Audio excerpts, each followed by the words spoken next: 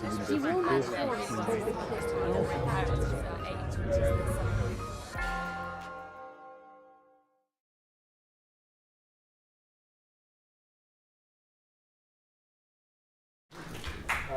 Hrvoje Kresic, who's next, is from Croatia, which has recently moved into Europe. He is a television reporter who specializes in business and economics. Hrvoje, you know the question? Yes, I do. What do you think about it?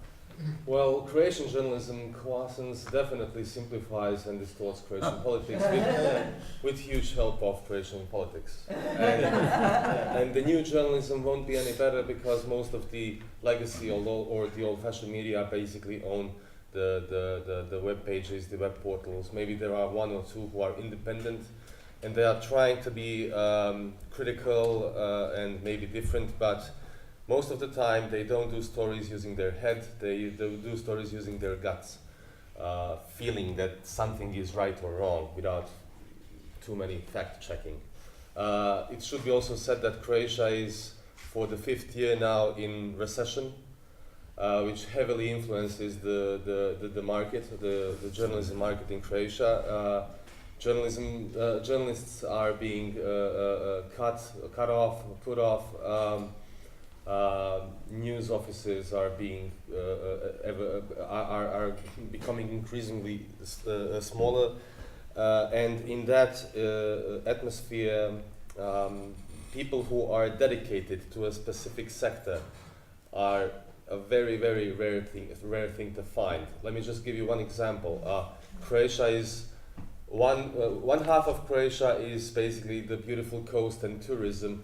The other half is the vast, potentially very productive fields who 2 decades ago, 3 decades ago used to feed whole Yugoslavia and export food outside Croatia, outside Yugoslavia. Now they are completely rotten. There isn't a single journalist in Croatia who is following agricultural policy in relationship between Croatia and the European Union, and there isn't a single journalist in Croatia who would be able to say what are the 3 or 5 key specific points in agricultural policy of the European Union at this point. Why? I mean, that's a good story. Yes, it is, but it's complicated. It's definitely not simple, and there are. I don't know how should I put it. It's just that the news editors, the people who own newspapers in Croatia, don't find it so interesting.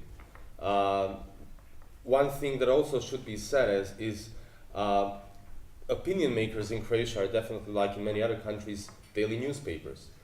People who own daily newspapers are usually, their core business is not media or communications. They are either real estate owners or have other industries, and they tend to do their journalistic job the way the current government or some other influential player in the business field wants them to do. If they want to do business, if they want to keep their daily newspapers alive, at a minimum point, they just have to sell as simple as possible while doing this other nasty things. But the collapse of agriculture in Croatia and the decline of the rural economy has to have huge implications for the country and its recovery. It does, and the elite who is basically making newspapers, who is sitting in newsrooms, are young urban fellows of 30-something who have never seen a cow. And they just don't understand how big and important story that is. Yeah, I'd like you to imagine that I'm George Soros and I'm giving you an unlimited amount of money to promote journalism in Croatia. Would you spend the money on creating an impeccable news service designed by John Lloyd?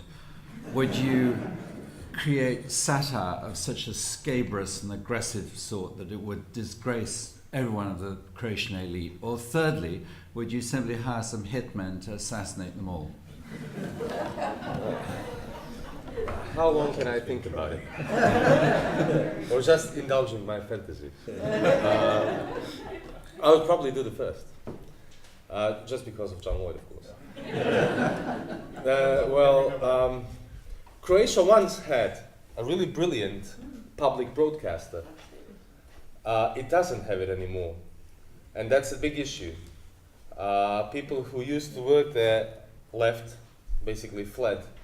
The public broadcaster was basically put into... people who used to work for the public broadcaster started struggling between themselves, organizing themselves in different clans, and caring about everything but for the news and the public interest. Was this in Yugoslav times or? No, this was in last 20 years. I mean, political during the Yugoslav wars, especially the war in Croatia, politicians, especially late Franjo Tuđman and the clique around him, influenced media immensely, and by doing that, destroyed public broadcaster who was voting for the nationalist cause. You've been terribly hard on yourselves as Croatian media, and I just wondered if there are any mitigating sort of stories. I mean, you've had a prime minister who's been arrested and convicted of corruption. You've had a country which, to some extent, has broken with its nationalist past, elected a distinguished president. Who has done a lot to sort of try and overcome the nationalist legacy and so on. Has the media had no role in achieving any of these things? Have these happened despite a supine and corrupt media, or what? Croatian media has had its role, and it hasn't been small. And Croatian media has moved forward, if you look at the previous 10, 15, 20 years.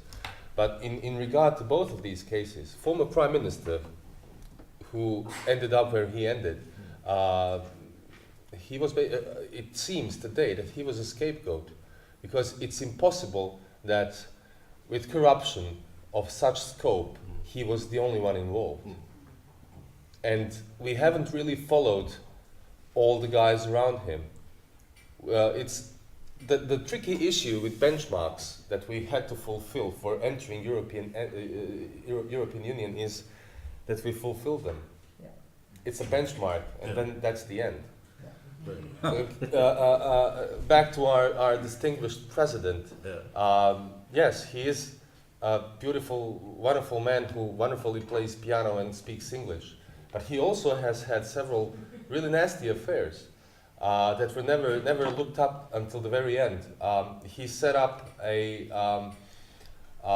fund for intellectual property for people who are composing popular or any other music in Croatia. And it's very doubtful. There have been some really tricky questions on whether all the money that ended up in the fund had anything to do with him, and was it taken illegal? And so there were doubts. Nobody actually wanted to see what is the greater truth behind it all, because nobody was given the chance to do that. I'm now talking about mainstream media, public broadcast newspapers, not some small web pages. Nobody was given a chance to do that and nothing else but that for longer than one day. What media are most hopeful? I mean, you feel quite hopeful. So there must be other people like you. So which media actually have some purchase both on the politics and on the public mind? Now, of course, I might be biased because I'm working on a private TV station, but I would bet on private TVs who are superficial, but they are not influenced by politicians. They are influenced by some advertisers, but as long as there's still recession, and I mean, my TV station, we only have half an hour of news program a day, and that's basically it. Are you advocating recession as a way of keeping the media purer? No. I was trying to. misunderstood that sentence. I was trying to say that as long as the recession is still there, the advertising market and the market itself, TV market, is shrinking by year on 10% basis. It does not So mean it's nobody wants easier. What? Nobody's trying to. Less people are trying to corrupt you. Is that what you're saying? No, I'm trying to say that nobody wants to give you money to. My TV company doesn't have any money to make any documentary show and trying to investigate something further than what we are doing today. Hrvoje, thank you.